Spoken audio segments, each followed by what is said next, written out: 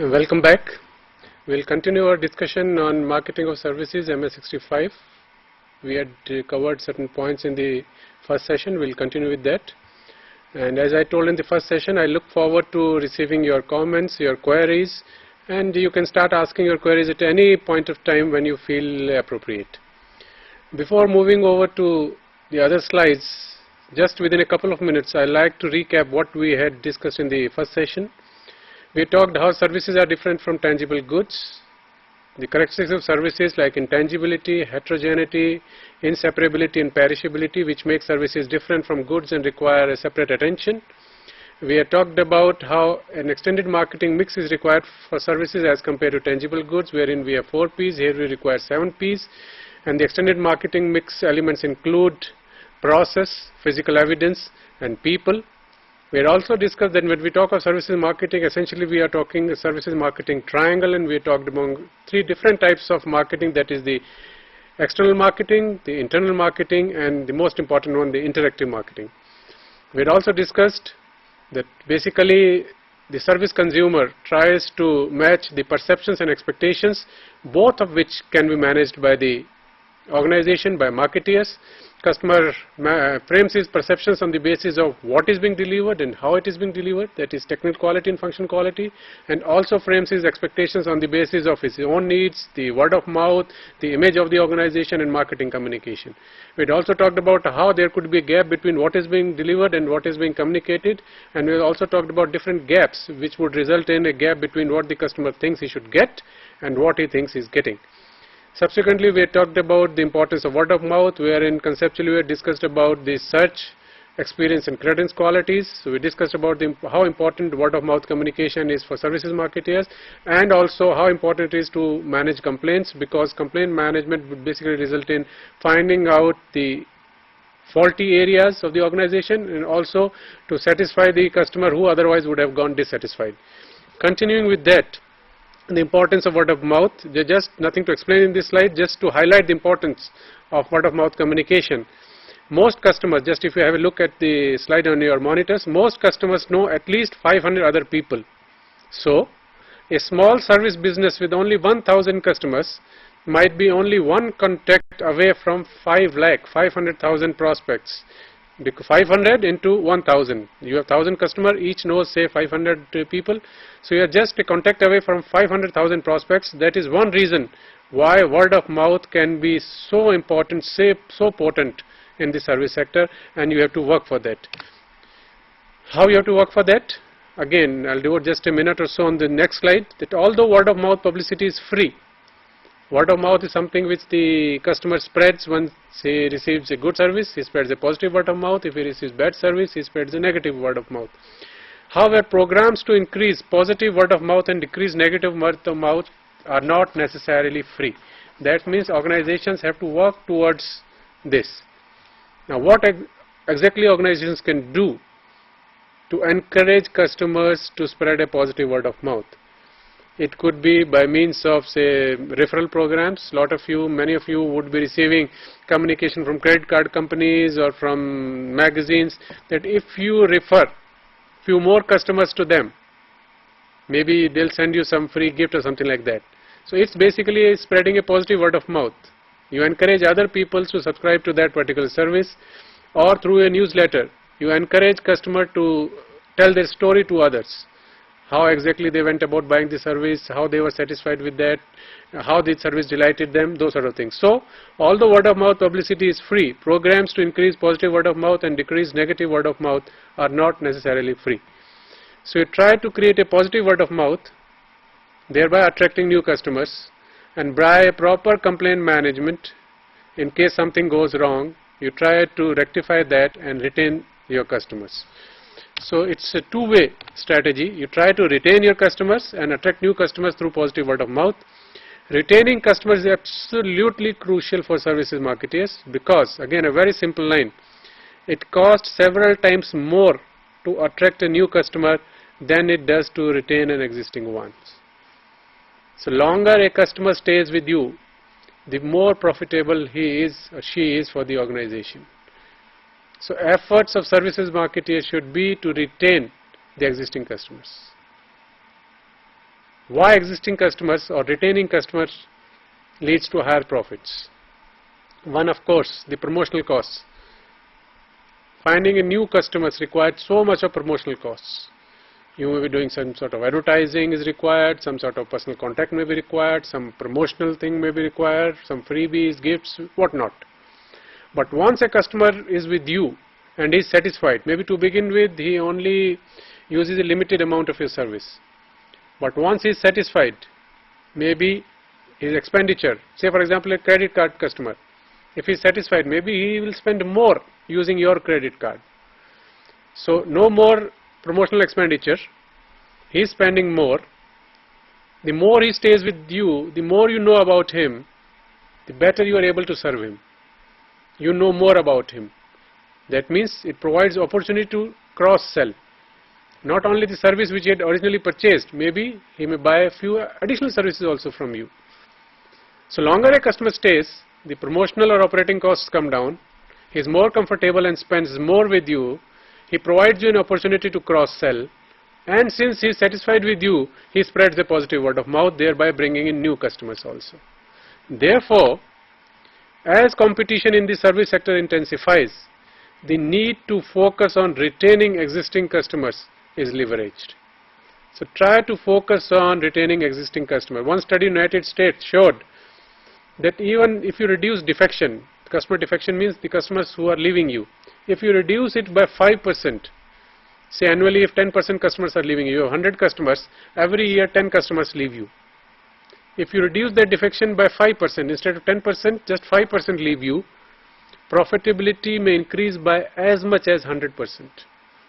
Of course, there was a range in that particular study, but it could go up to 100%. That sort of empirical researches have been done. Another simple mathematical calculation which one airlines in the United States sent to its employees in the newsletter, how important each individual customer is, and they showed through those calculations. Southwest Airlines in the United States, one of the best known airlines in the United States, it's a domestic one, doesn't operate on international routes, but has been profitable right from the beginning. It was incorporated more than 3 decades ago. And what they showed was, in one particular year, they showed that their profits, I'll tell you the exact figures, what they'd shown in that newsletter. The company earned a profit of $179 million, that means around 18 crore dollars. And they had a total 625,000, that means 6,25,000 flights. So roughly 18 crores profit, if you divide by 6,25,000 flights which were operated in that particular year, simple calculation, mathematical calculations, it worked out to $287. That means on each flight at an average, they earned a profit of $287. Add this to the fact that average one-way fare of that airlines, okay, some particular routes might be $200, some particular routes may be $30, average was $58, considering all the 6,25,000 flights. So $287 profit per flight divided by this $58, that is average one-way fare, which works out to roughly 5. That means on each flight, just 5 passengers basically resulted in the profit. All other passengers were basically on recovering costs, and 5 passengers resulted into profits. Now what this airline highlighted in the newsletter was that just if one passenger is reduced on each flight, if just one passenger goes away from each flight, that means the company's profits go down by 20%. Just imagine, one passenger less on each flight and 6,25,000 flights result in a reduction of profits by 20%. That means if you reduce just 5 passengers on each flight, which doesn't sound to be a very big number, okay, how does it matter if just 5 passengers less on each flight? If there are just 5 passengers less on each flight, company would not have made any profits. So that's the importance of retaining customers, of each individual customer. That's the importance. And also it's often easier to prevent a customer from going away from you, from defecting in the first place, than it is to get him or her back after they've already done so. Once they have already defected, it's difficult to bring them back. But so long as they are with you, even if they are not happy, but they voice their concerns to you and you take care of those concerns, it's easier for you to encourage them to stay with you rather than if they have just gone away and then bringing them back. Again, going to some basics. Think yourself as a customer. Why do customers defect? Why would a customer leave you? Take any service, for example, services which you use on a regular basis. A transportation service like a particular airline, or a mobile service, a particular mobile service provider, or any other service you are familiar with, a particular doctor, a particular retail outlet which you are patronizing. What could be the possible reasons? If you change that particular provider, what could have been the possible reason? There are 8 broad categories. Of course, this is not just the exhaustive list. You can make them a little bit lesser also, or you can find a few points more than these also. But broadly speaking, there are 8 different categories or reasons why customers switch, why customers go away, why customers defect, leave you. First, pricing. The customer might think you are charging a higher. Mobile service provider, a particular rates for making calls. Some other provider may be offering cheaper rates. Customer may defect. Inconvenience to the customer. Inconvenience could be in terms of location. Inconvenience could be in terms of timings. Inconvenience could be in terms of physical inconvenience. For example, you are operating your account with a particular bank which operates from 10 to 2, which are your office hours. There is another bank which operates from 8 to 8. Maybe you would like to switch over to that bank because timings of this particular bank are inconvenient to you. Or you have been going to a particular retail outlet, but of late you have found parking becomes very difficult or very inconvenient to you. So maybe you patronize a different retail outlet where parking is easier. So to avoid that inconvenience of parking. Or physical inconvenience, maybe you have to stand in long queues in a particular service provider which you do not want. So a customer may defect because of pricing, customer may defect because of inconvenience, a customer may defect because of core service failure. The service which he had bought, the core service doesn't work. The hotel room was not clean.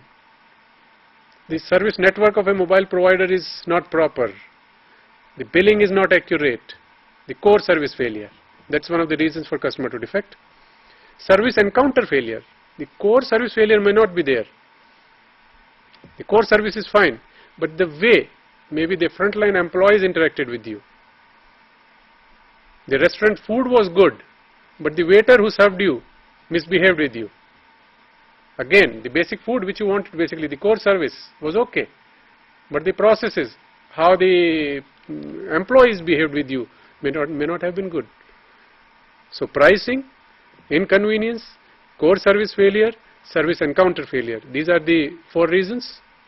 Next is how the company responds to these failures. There might be core service failure, there might be service encounter failure, customer complains, or without complaining also maybe the company comes to know.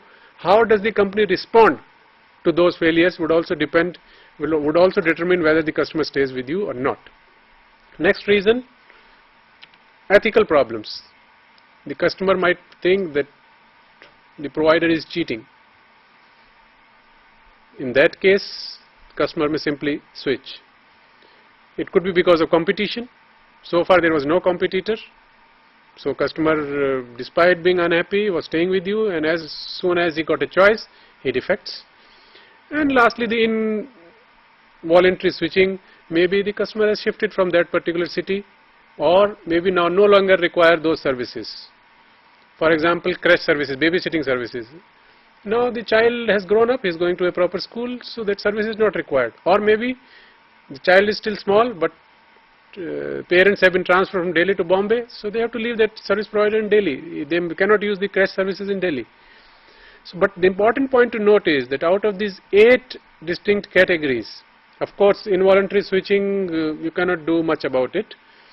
Competition, yes, would come in, you have to take care of that, but pricing, inconvenience, core service failure, response to failures, ethical problems, all these things are within the control of the marketeers.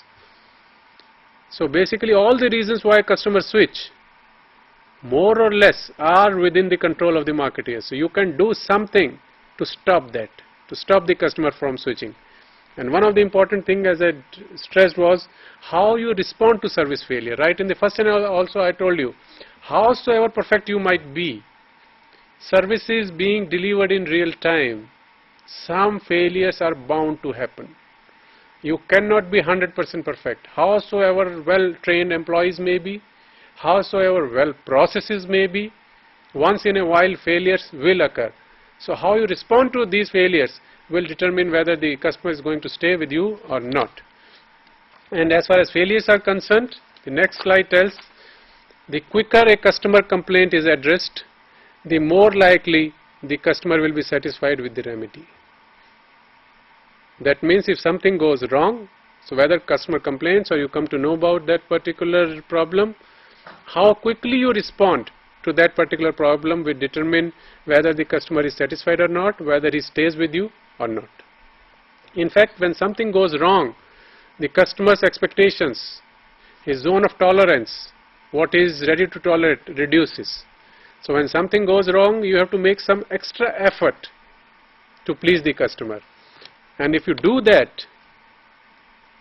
in fact, a customer's dissatisfaction or satisfaction hinges more on the way an employee responds to a complaint than the original concern itself. Maybe the original complaint may be not that significant, and how the employees, how the organization responds to that particular complaint, that may determine customer satisfaction or dissatisfaction. As I said right in the beginning, it's not only the outcome, what is being delivered, but the way in which it is delivered. Always remember a simple thing, cure and care, that will basically stick in your memory. Cure as well as care, both are equally important. So processes as well as outcome, both are equally important. Now moving on to some other issues related to services marketing. For many customers, time is as much a currency as money. The challenge is to reduce the amount of time customers spend waiting needlessly. So for you as marketeers, it is important to remember that when you decide on your pricing strategies, normally tendency is that pricing strategy means what to charge. Of course, that's a part of the pricing strategy, what exactly should be charged on the customer. But what to charge is just one component of the pricing strategy. How to charge, where to charge, all those things are also part of pricing strategy. And also as marketeers, always keep in mind, it's not the monetary cost which the customer is paying. Customer is equally concerned, in certain cases maybe more concerned about the non-monetary costs as well. What are these non-monetary costs? These non-monetary costs may include time costs. A customer may have to wait for long duration to utilize a service. Maybe he is willing to pay more, he doesn't want to wait.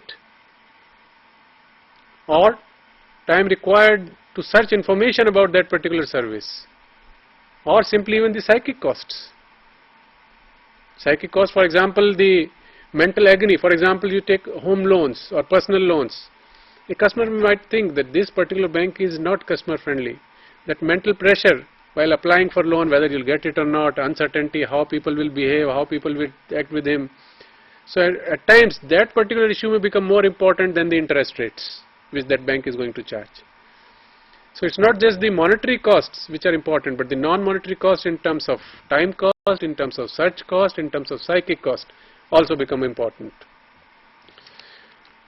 Therefore, waiting for service, how you manage that becomes very important. And in that regard, the next slide says, waiting for service is much more tolerable for customers who have something to do while waiting, are comfortable while waiting, and believe the waiting process is a fair one, and no, they have not been forgotten. In all sort of service businesses, some sort of waiting will become inevitable. You might have seen at reservation counters, you might have seen at banks, you might have seen at movie theaters, you might have seen at hospitals, at educational services at time of admissions. Most of these services, some sort of waiting may become inevitable. In that case, what do? Of course, you do something with your processes, your actual operations, if that can result into reduction of that time. But despite doing all that also, some waiting may be inevitable. In that case, perception management has to be done. It's a very important psychological studies done in this regard about customer waiting. Again, researches have shown the shorter waitings up to say 2 to 3 minutes. A 2-minute wait for a customer, and you ask him how much you had to wait for this particular service, he may say 2 minutes. But if he had to wait for say 5 or 6 or 7 minutes, and then you ask him how much time did you wait for that service, maybe average would come out to 10 minutes. He'll say I had to wait for 10 minutes. So shorter waits, the actual waiting and the perceptions are almost the same, but relatively longer waits, the actual waiting and the perception, there is a difference between the two. That means even if operationally you cannot reduce the waiting time, through perception management, you can do something wherein the customer thinks that waiting is for a lesser duration. And how do you do it? That's what this slide tells, that maybe the customer has something to do while he's waiting, he is comfortable while he's waiting, he believes that the waiting process is a fair one, and he knows that he has not been forgotten. Simple things like when you are waiting, maybe you don't have to stand in a queue. A token has been given, you are sitting on a sofa. So it's relatively comfortable. You have some magazines placed in, say, in a clinic. Before a dentist calls you, maybe just glance through those magazines. Maybe those are related to dental health itself. So it attracts your attention. In between, someone comes and offers you a glass of water or a glass of juice. You're not been forgotten. Okay, the provider knows and he's taking care of you. Or maybe a television set is placed in front of you, and you're watching some program. It could be related to dental health. It could be some normal entertainment program which you can go through. That means you have something in that waiting period to do. And you know that already there are 2 patients in front of you and yours is the number 3. Once those 2 patients are free, third is yours. You know this is a fair waiting thing. So in that particular case, maybe you will be more satisfied. In fact, a very important, interesting research was done by Bank of America in the United States. What they did was they found out the normal waiting time for customers in the bank. Actual waiting time they recorded was 6.17 minutes. Whereas when they asked the customers, how much did you wait? And when they made an average of that, it came out to 8.16.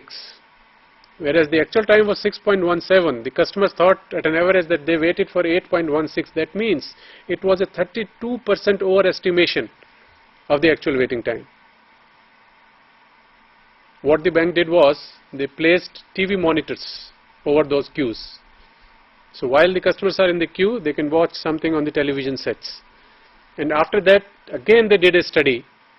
The actual time, they did nothing to reduce that waiting time in the queues. Not much could have been done with that. That remained at 6.14 minutes. But the dramatic result was that the customer perception about that waiting in that survey was that customer told that they waited for 7.04 minutes. So overestimation came down from 32% to 15% when those TV monitors were installed. That means there was a distraction. Customers had something to do while they were waiting.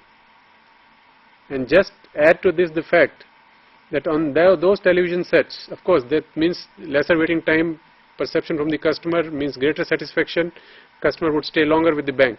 Apart from that, on those TV monitors, maybe you can even show some advertisements which could bring in greater revenues.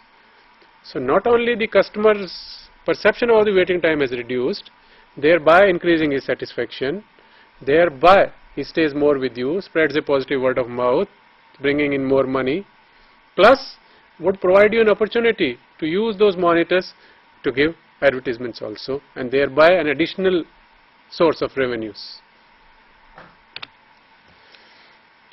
Next slide again. There may not be correlation between two continuous slides. As I said, these slides would give you an overview, a bird's eye view of marketing of services, or a sort of recap. For those who have studied marketing of services course, it would be a recap for them. The important points they should consider and note about this particular course or this particular subject area. Every customer is at least a little bit different.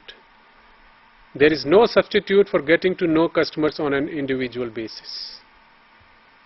Of course, segmentation says you divide customers into different groups, with each group being somewhat similar in its needs, requirements, and you go with a particular marketing mix for that particular segment or group of customers. But nowadays in marketing, these customer segments are becoming smaller and smaller and smaller, to the extent that now we talk of segment of one. That is one customer, that's the segment. Each customer is somewhat different from other customer.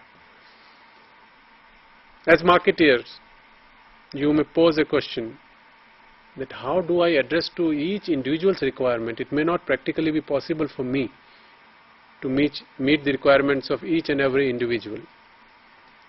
Partially you are not wrong also, but partially you are wrong. Because there are ways and means wherein you can give attention, you can find out individual requirements also. In fact, in the last decade, in 90s, a new term was coined, mass customization, which is an oxymoron. That means a term which uses two words which are basically opposite. Something like, say, artificial intelligence. How can something which is artificial be intelligent? So mass customization also appears to be something like that. How can something which is at a mass level is customized? But yes, it's possible. Of course, technology comes to the help. And secondly, it's important for you as marketers to know that when we talk of customization, that you cater to the need of each individual customer. You don't have to design a separate total new product or service for that particular customer. For example, hospitality services, in case of hotels, we are not suggesting that for each customer you will be developing a new room. That is practically not possible. But through database, you know requirements of each customer. By keeping the core same, but by doing something with the peripherals, you can customize the offering. For example, you know that this particular customer wants or enjoys stay in the room which is facing swimming pool, or he enjoys these types of fruits XYZ, or he wants these types of biscuits and cookies, or he wants these types of soft drinks. These are simple things.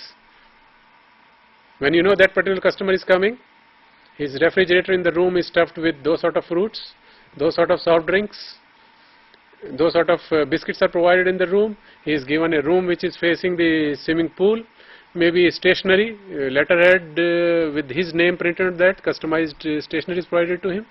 So whereas that room remains the same, but still the customer feels as if the service has been customized to his or her requirements. So you don't have to go to the drawing boards again for every customer, but you do something with the peripherals. IGNU management program is a standardized program, but students can on their own customize as per their needs. As one student had raised a query in the morning, in the previous session, he is doing PGD HRM, whether that would be credited in the MBA or not. Yes, if you first want to do PGD HRM, you enter in the management program, take those 5 courses and then move over to the MBA program. Some other student might want to start with PGD IM, the basic courses, and then move to specialization. Some student may want to do 4 courses in a semester, some may want to do 3. Someone may want to do 4 in the one semester, 3 in the other. So the system provides all sort of flexibilities. So though from our point of view, from the university's point of view, we have standardized offering, 55 courses on offer. But from students' point of view, student can customize it. So it's not that we have to devise from each and every student, we have to ask what do you want. But we have devised the system in such a way that student on his own can customize the program as per his or her needs. If he cannot finish the MBA in 2.5 years, maybe some important assignment was given to him, one semester he may not register for any course, he may not appear in any exam. So while the offering from the university's point of view is fairly standardized, but the systems, the processes are like that, the student can customize it on his own. So it's always good to have offerings which either the customers can customize on their own, or you offer them which appear to the customers as customized offerings. Customers affect one another's satisfaction. Therefore, as marketeers, establish a climate of compatible customer behaviors.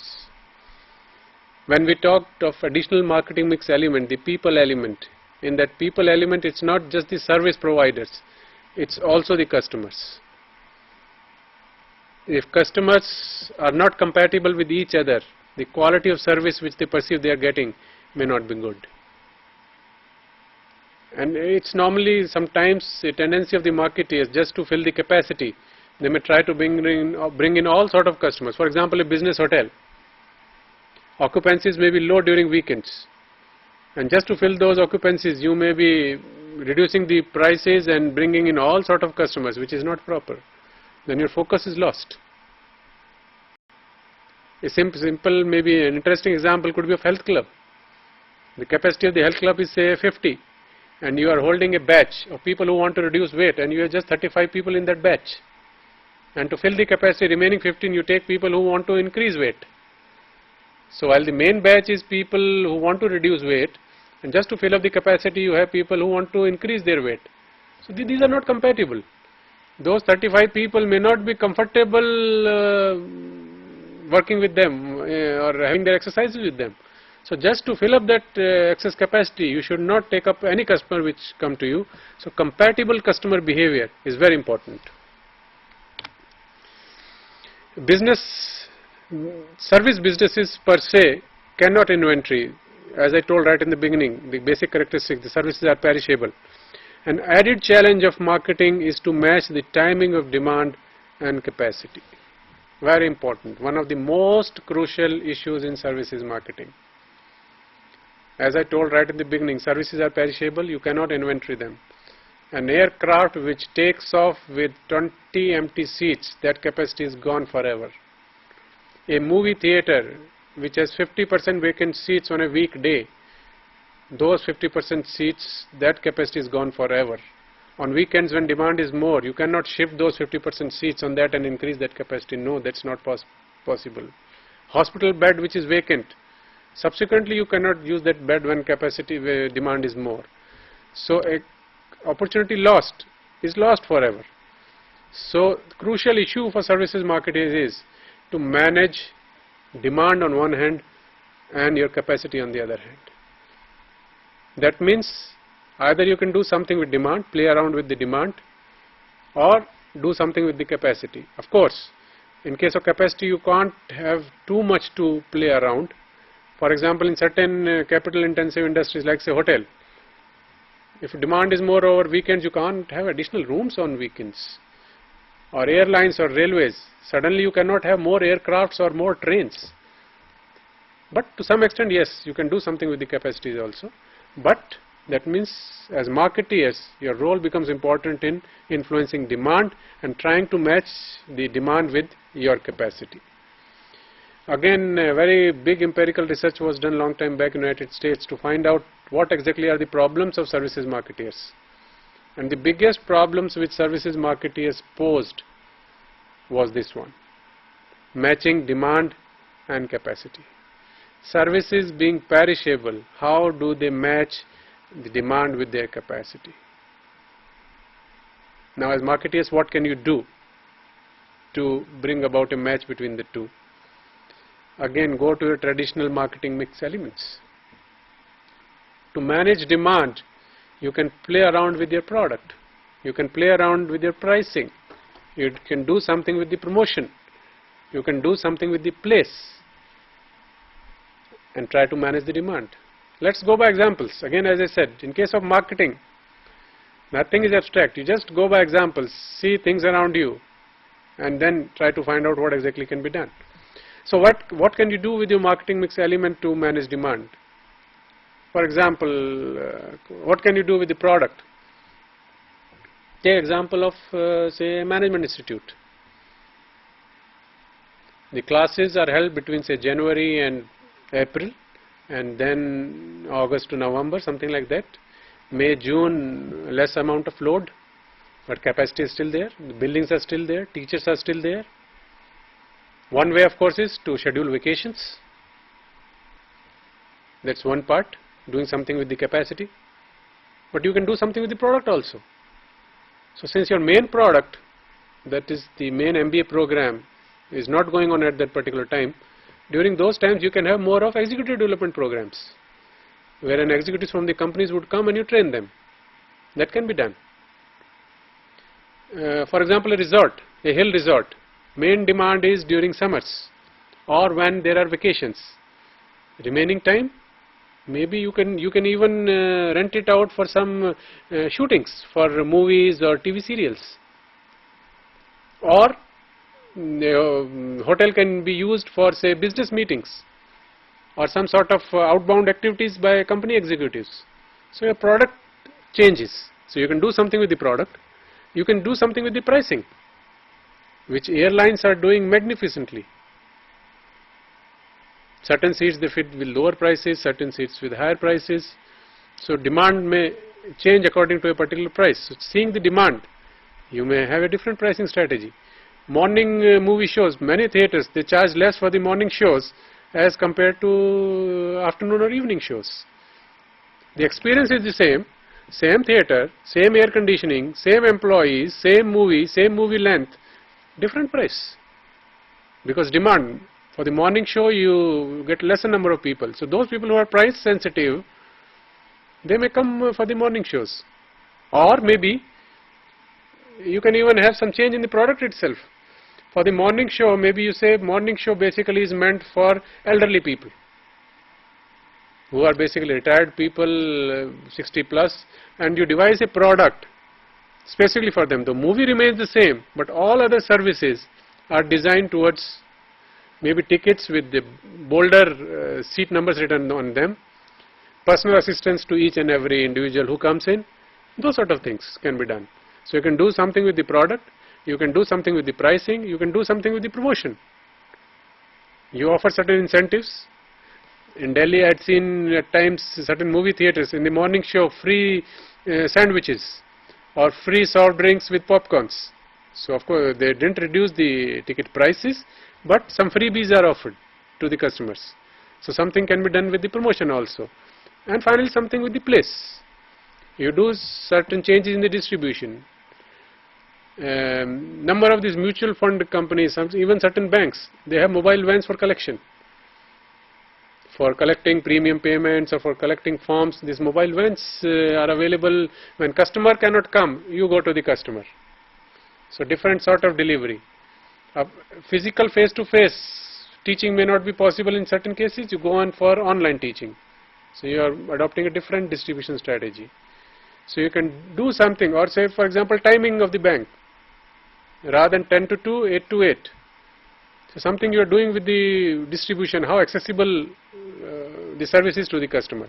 So for managing demand, you can do something with your marketing mix elements. You can play around with the product, pricing, place decisions and promotion to influence that demand.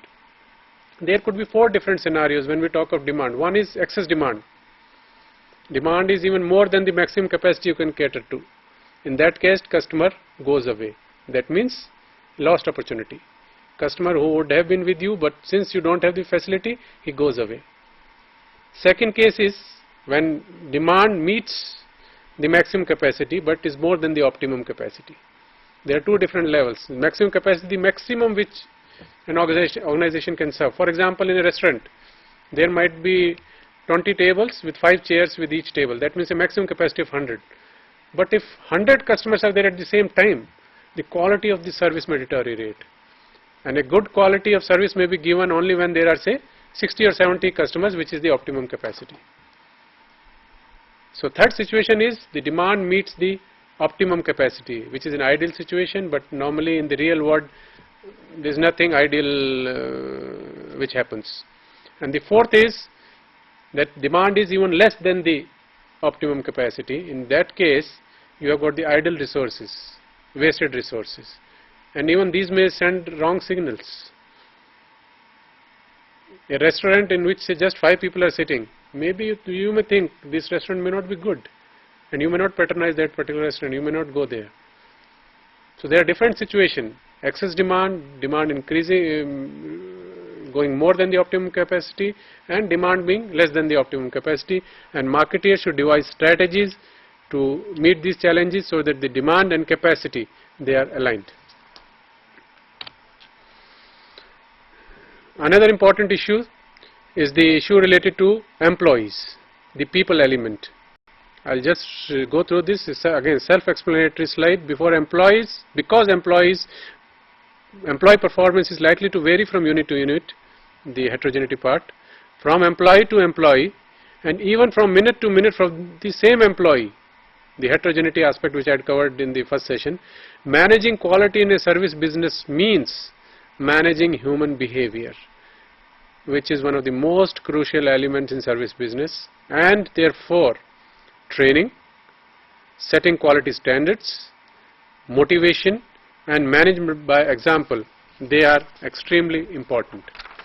So managing employees, providing them quality standards which they should fulfill, and providing them incentives to fulfill those quality standards become extremely important, because employees who have an incentive to help retain existing customers are more likely to do so. Unless they have some incentives to retain customers, why should they do that? Of course, some employees may be doing that without even incentives, but generally speaking, first it places the focus, what exactly the organization wants, and secondly it gives them the incentives to do a particular thing and to achieve those standards. The way employees deal with customers often mirrors the way managers and supervisors deal with employees. In fact, one of an important retailer in the United States had written a book, and the title of the book was Customers Come Second. And he highlighted that for me, employees come first. Unless employees know how it feels like to be number one, unless they have that particular feeling on their own, how can they make others feel number one? So in fact, certain service businesses, they provide opportunities to employees to use those facilities. For example, a hotel may allow employees to stay in the room, to know how does it feel like to stay in such a room. So unless an employee feel to be wanted to be number one, he cannot make customers like that. So employees become extremely important. A reputation for service quality can provide the service business with a major sustainable competitive advantage. All service organizations should focus on providing an excellent service, and if a service organization has got a reputation for good service quality and it's actually delivering as per those service quality, you have satisfied customers who are ready to stay with you, so you retain customers. The customers who stay longer with you provide you more profits, spread a positive word of mouth, bring in new customers. So a reputation for service quality can provide the service business with a major sustainable competitive advantage. And lastly, I am not going to spend any time on that, just for you to remember, marketing is an investment, not an expense. Treat marketing that way. So with this, I finished my presentation, wherein I tried to give you a broad view, a bird's eye view or a recap on the course on marketing of services. If you remember these key points long after you finish this course, I think the purpose of offering this course would be served. Thank you and wish you all the best.